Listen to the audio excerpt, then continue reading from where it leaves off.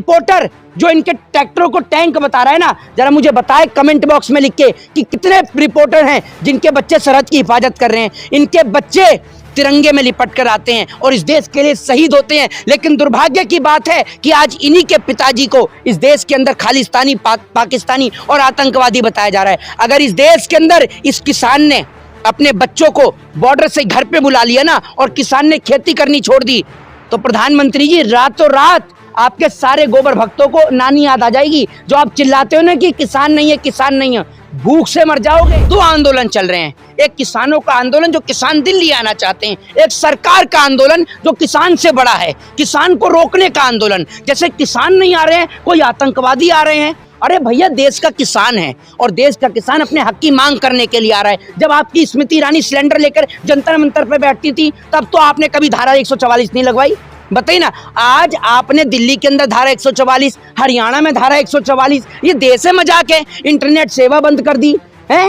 एक और तो आप कहते हैं डिजिटल इंडिया बनाएंगे, डिजिटल इंडिया बनाएंगे। ऐसा डिजिटल इंडिया बनाएंगे कि हर जगह धारा 144 लाके नेट सेवा आप बंद कर देते हैं। आज इस देश में संविधान को तार तार कर दिया वो बाबा साहब भीमराव अंबेडकर, जो देश के लोगों को संविधान देके गए ताकि लोगों को बोलने का हक और अधिकार हो, लोगों को प्रोटेस्ट करने का, प्रदर्शन करने का अधिकार हो, राइट टू स्पीच का अधिकार हो, राइट टू फ्रीडम का अधिकार हो। वो अधिकार आज सरकार लोगों से छीनना चाहती है। अगर कहीं कोई सरकार की खिलाफत कर ले तो उसके पीछे आईबी, इंटेलिजेंस ये लगा दिए जाते हैं। आज देश के अंदर कोई भी चीज, ये समझ लीजिए किसी भी चीज की कोई सुरक्षा नहीं बची। बात आप मुझे बताइए, कौन है किसानों को जो दिल्ली आने से रोक रहा है? दिल्ली के किसी के बाप की है? मुझे ये बताइए ना। जब किसान का फल, किसान का दूध, किसान का अनाज दिल्ली आ सकता है तो किसान अनाज क्यों नहीं आ सकता? ये बताइए मुझे, किसान दिल्ली में क्यों नहीं आ सकता? एक बात मुझे बताइए, इस देश की सरकार ने जो किसानों को रोकने के लिए बड़े बड़े जो बंकर लगाए हैं, बड़े बड़े जो उसने पत्थर लगाए हैं, बड़ी बड़ी कीलें लगाई हैं, जो जेसीबी लगाई है, क्रेन लगाई हैं और पत्थर लगाए हैं, अगर इतनी सुरक्षा आपने चाइना के बॉर्डर पर कर ली होती तो जो चाइना जो हमारे देश में घुस रहा है वो हमारे देश में नहीं घुस पाता। अगर किसान दिल्ली में आ जाता और 10-15 दिन आकर धरना प्रदर्शन कर लेता तो उससे क्या आपत्ति हो जाती किसी को? जरा मुझे ये बताइए ना, किससे आपत्ति हो जाती है? किसको? किसान को क्यों नहीं आने दिया जा रहा दिल्ली? जरा मुझे इस सवाल का जवाब चाहिए, बताइए। कह रहे हैं यहाँ पे आके क्या करेंगे? नहीं, क्यों नहीं आएंगे? जब सारे चोर यहीं बैठे हुए हैं तो यहीं आएंगे। सारे चोर यही हैं। ये जो नेता मंत्री बने बैठे हैं यही देश को लूट रहे हैं। देश को लूटने के लिए कोई बाहर से नहीं आया, देश को यही लूट रहे हैं और लुटवा भी रहे हैं। बाहर से लोगों को ला के यहाँ से लुटवा के भगवा रहे हैं विदेश में। यही तो हैं जो देश को लुटवा रहे हैं। देश को कोई विदेशी नहीं लूट रहा, अंग्रेज तो चले गए देश से। अब कौन लूट रहा है देश को, ये समझने की जरूरत है। अब देश को अगर कोई लूट रहा है तो बीजेपी के नेता लूट रहे हैं, वरना इस देश से नीरव मोदी कैसे भागा, विजय माल्या कैसे भागा, मेहुल चोकसी कैसे भागा? किसी ने नहीं भागा, कोई नहीं भागा, इनको भगवाया गया है। वरना इस देश के अंदर अगर किसान बैंक से 1 लाख रुपए का लोन ले ले तो किसान की जिंदगी खराब कर देते हैं बैंक वाले। तो नीरव मोदी, विजय माल्या ये इनके रिश्तेदार हैं, इनको कुछ क्यों नहीं कहते? जरा मुझे बताइए। ये दिल्ली का रामलीला मैदान बना हुआ है, किसानों के लिए बुक कर देते, किसानों के लिए बुक कर देते कि किसान आए और यहाँ के अपनी मांग रखें, अपनी बात रखें। जब वो अन्ना हजारे यहाँ आकर बैठ सकता है तो देश के किसान क्यों नहीं बैठ सकते? बताइए ना आप मुझे, किसान से क्या तकलीफ है? तो केजरीवाल से जगह तो मांगी थी जेल बनाने के लिए, बोला जो एक स्टेडियम हमें दे दिया जाए, तो उन्होंने तो मना कर दिया साहब, उन्होंने तो साफ मना कर दिया। पा मुझे ये बताइए, जेल बनाने के लिए, किसान जेल में डालने के लिए हैं? अगर किसान जेल में डाल देंगे तो हेमा मालिनी काटेगी गेहूं, जैसे हेलीकॉप्टर से उतर के आती है वो खेती करेगी, या सनी देओल आके खेती करेगा? किसान को अगर तुम जेल में डाल दोगे तो रोटी क्या कंप्यूटर से निकाल कर लाओगे? रोटी कहाँ से पैदा करोगे? अनाज कहाँ से पैदा करोगे? ये तो बताओ मुझे। तो हेमा मालिनी तो खेत में गई थी ना गेहूं काटने के लिए। हाँ, हेमा मालिनी के छत पे 500 बीघे का खेत लगा हुआ है, ये पता है ना आपको? ये हेमा मालिनी जो हेलीकॉप्टर से गेहूं काटने के लिए आती है वही तो सबसे बड़ी किसान है। इसके बाद कुछ लोग इस देश में ऐसे हैं जो किसान को कह रहे हैं कि ये तो बड़ी बड़ी गाड़ियों से आ रहे हैं, ये तो मर्सिडीज से आ रहे हैं। अरे तो तुम किसान को क्या समझते हो? किसान ऐसे ही रहे जैसे पहला था, धोती पहने रखे, वही किसान रहे क्या? क्या किसान को अच्छे कपड़े पहनने का अधिकार नहीं है? किसान के बच्चे जब सरहद की हिफाजत कर रहे हैं, किसान के बच्चे बड़ी बड़ी कंपनियों में हैं, वैज्ञानिक हैं, डॉक्टर हैं, इंजीनियर हैं, तो अच्छी अच्छी गाड़ियों से भी चल रहे हैं। लेकिन इसका मतलब ये नहीं है कि किसान को अपनी फसल की एमएसपी ना मिले। छोटे तबके का भी किसान है, छोटे तबके का भी किसान है, मझले तबके का भी किसान है, हर तरीके का किसान है और बड़े तबके का भी किसान है। तो जब किसानों की मांग उठती है तो उसमें सारे किसान शामिल होते हैं। और एक वीडियो जिसमें दिखाया जा रहा है कि किसान जो है वो बड़ी बड़ी गाड़ियों से आ रहे हैं, आपकी इंफॉर्मेशन और आपकी जानकारी के लिए बता दूं, वो तस्वीरें भारत की नहीं है, वो तस्वीरें विदेश की हैं, जहां पर किसान आंदोलन चल रहा है। फ्रांस की वो तस्वीरें हैं, कनाडा की वो तस्वीरें हैं, जर्मन की वो तस्वीरें, जहां पर किसान आंदोलन चल रहा है, आपको बता दूं। लेकिन क्या है ना, व्हाट्सएप यूनिवर्सिटी से ज्ञान अर्जित करने वाले लोगों को पता तो है नहीं, ये तो व्हाट्सएप से पढ़ते हैं। अगर इनके पिताजी ने कभी ने पढ़ाया होता, स्कूल भेजा होता, तो आज इन्हें समझ में भी आता कि मोदी सरकार की नीतियां क्या है। ये देश चल रहा है या मजाक, मुझे तो ये समझ में नहीं आता। लेकिन वहाँ के किसान तो सरकारी कार्यालयों में गोबर डाल दिया है, ऐसे प्रदर्शन हो रहा है। यहाँ के किसान को तो सरकारी कार्यालय नहीं देखने दिया जा रहा,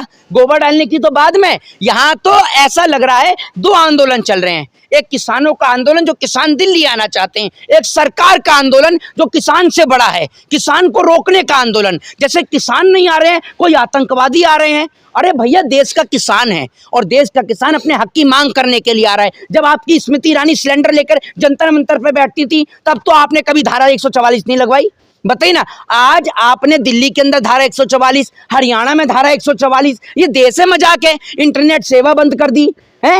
एक और तो आप कहते हैं डिजिटल इंडिया बनाएंगे, डिजिटल इंडिया बनाएंगे। ऐसा डिजिटल इंडिया बनाएंगे कि हर जगह धारा 144 लाके नेट सेवा आप बंद कर देते हैं। आज इस देश में संविधान को तार तार कर दिया वो बाबा साहब भीमराव अंबेडकर, जो देश के लोगों को संविधान देके गए ताकि लोगों को बोलने का हक और अधिकार हो, लोगों को प्रोटेस्ट करने का, प्रदर्शन करने का अधिकार हो, राइट टू स्पीच का अधिकार हो, राइट टू फ्रीडम का अधिकार हो। वो अधिकार आज सरकार लोगों से छीनना चाहती है। अगर कहीं कोई सरकार की खिलाफत कर ले तो उसके पीछे आईबी, इंटेलिजेंस ये लगा दिए जाते हैं। आज देश के अंदर कोई भी चीज, ये समझ लीजिए किसी भी चीज की कोई सुरक्षा नहीं बची है। आप फोन पे बात करते हैं, सरकार उनको सुन रही है, व्हाट्सएप कॉल को सुन रही है। बीच में आया था ना पैगासिस आया था ना। तो आज इस देश में कोई भी किसी की भी कोई भी पर्सनल जानकारी नहीं बची है। दूसरी बात ये कि ये पर्सनल इंफॉर्मेशन अमेरिका की नहीं निकालेगी, चाइना की नहीं निकालेगी, पाकिस्तान की निकालेगी। और चाइना का तो चाह बोलने से भी प्रधानमंत्री डरते हैं। चाइना तो छोड़ दीजिए, ये आदमी मणिपुर नहीं बोल पाता, चाइना तो दूर की बात है। ये आदमी सिर्फ और सिर्फ एक काम करना जानता है, और वो है लंबी लंबी फेंकना, लंबी लंबी फेंक रहा। सतपाल मलिक के घर पे तो ईडी सीबीआई भी भेज रहे हैं। सतपाल मलिक के घर पर भी आएगी और जो तमाम किसान हैं उनके ऊपर भी मुकदमे ठोके जाएंगे। लेकिन जो भाजपा की गुलामी कर रहा है, जैसे जो असम का जो मुख्यमंत्री है हेमंत बिस्वा शर्मा, उसके ऊपर कोई कार्रवाई नहीं होगी क्योंकि तो भाजपा की गुलामी कर रहा है। भाजपा अपनी गुलामी करने वालों को मुख्यमंत्री बनाती है, राज्यसभा भेजती है। और मुझे एक बात समझ में नहीं आती, आखिर सरकार को ईवीएम से इतना प्रेम क्यों है, इतना प्यार क्यों है ईवीएम से? जरा मुझे ये बताए ना। जब देश की जनता ये कह रही है कि ईवीएम में गड़बड़ी है तो ईवीएम को बदल दो। बताओ ना आप मुझे, क्यों नहीं बदल ले, मैं बताऊं। चुनाव आयोग तो ट्रायल दे रहे हैं ना, घर घर ले जा करके। चुनाव आयोग जब ट्रायल नहीं देता, जब लोगों को ये नहीं पता था कि वोट कैसे डलता है। अब तो चुनाव आयोग जो है बोलना नहीं चाहिए, लेकिन काम बीजेपी वाला ही कर रहा है। एक बात आप मुझे बताइए, जो घर घर जाके आप ट्रायल कर रहे हैं, या घर घर में वो साइंटिस्ट बैठे हैं, वैज्ञानिक बैठे हो क्या घर घर में, जो आप जाके उनको मशीनें दिखा रहे हो? जहां मशीनें दिखानी चाहिए वहां आपको मशीन दिखाई नहीं जा रही। वैज्ञानिकों को मशीन प्रोवाइड कराओ। और मैं कहता हूं चुनाव आयोग को, ऐसी कौन सी चीज है इस देश में जो हैक नहीं होती? बताओ ना आप मुझे, एक सिंगल चीज आप मुझे बताओ जो इस देश में हैक नहीं हो सकती। लोगों के बैंक अकाउंट उड़ रहे हैं, बैंक अकाउंट खाली हो रहे हैं, या जमीन से बैठे बैठे वहां आसमान तक बात हो रही है। तो ये सब टेक्नोलॉजी तो है। तो जब टेक्नोलॉजी के जरिए धरती पे बैठे बैठे वहां आसमान में अंतरिक्ष तक बात हो रही है, तो एक बात मुझे बताइए, एक मशीन हैक नहीं हो सकती? बताइए ना आप मुझे। मेन स्ट्रीम मीडिया ट्रैक्टरों को मेड से टैंक बता रही है, उस पर क्या जी? मेड से टैंक बता रही है ट्रैक्टरों को। देखिए एक बात मैं आपको बता दूं, किसान के जो आप उसको बता रहे हैं, टैंक के जो बता रहे हैं आप, ये वाक्य में किसान का जो है ना, ट्रैक्टर जो है किसान का बेटा माना जाता है, जिसको ये लोग टैंक बता रहे हैं। और जब इनका जो किसान जो है, जब इस ट्रैक्टर पे बैठकर जब सिंचाई करता है, अपने खेत को पालता है ना, तब जाके इन जैसे जो इनके भाजपा के जो दलाल हैं, अंधभक्त हैं, जो गोबर भक्त हैं, तब जाके इनका पेट भरता है। और जो टैंक की बात कर रहे हो ना, टैंक तो इनके बच्चे चलाते हैं सरहद के ऊपर।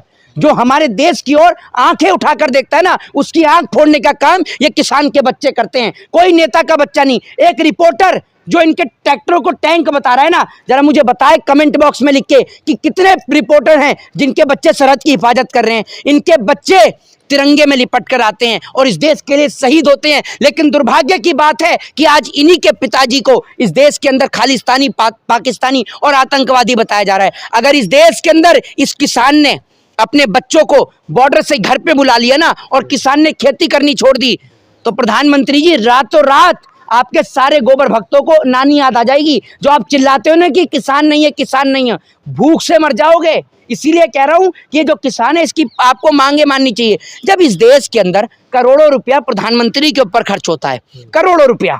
दूसरी बात, प्रधानमंत्री की विदेश यात्रा पे खर्चा, करोड़ों रुपया इस देश के अंदर नेताओं को पेंशन बांटने का, करोड़ों रुपया इस देश के अंदर विधानसभा के अंदर एमएलए को पेंशन बांटने का, उन्हें उनकी तनख्वाह देने का।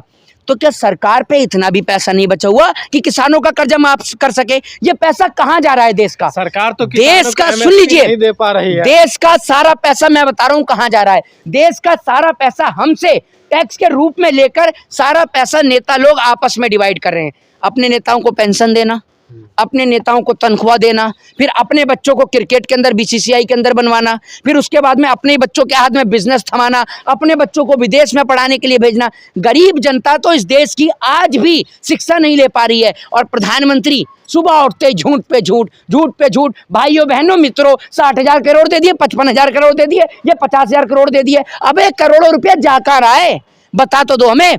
ये तुम मुंह से तो बोल देते हो 60,000 करोड़ रुपए की सौगात, कहाँ दे रहे हो ये सौगात? ये तो बता दो मुझे। विकास नहीं हो रहा है। विकास कहाँ हो रहा है? किसका विकास हो रहा है? जरा कोई मुझे ये बताए, किसका नाम है विकास? कौन है विकास? जरा मुझे ये बताओ, क्या है विकास?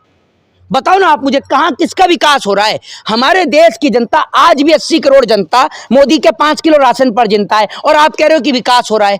विकास किसका हो रहा है समझो।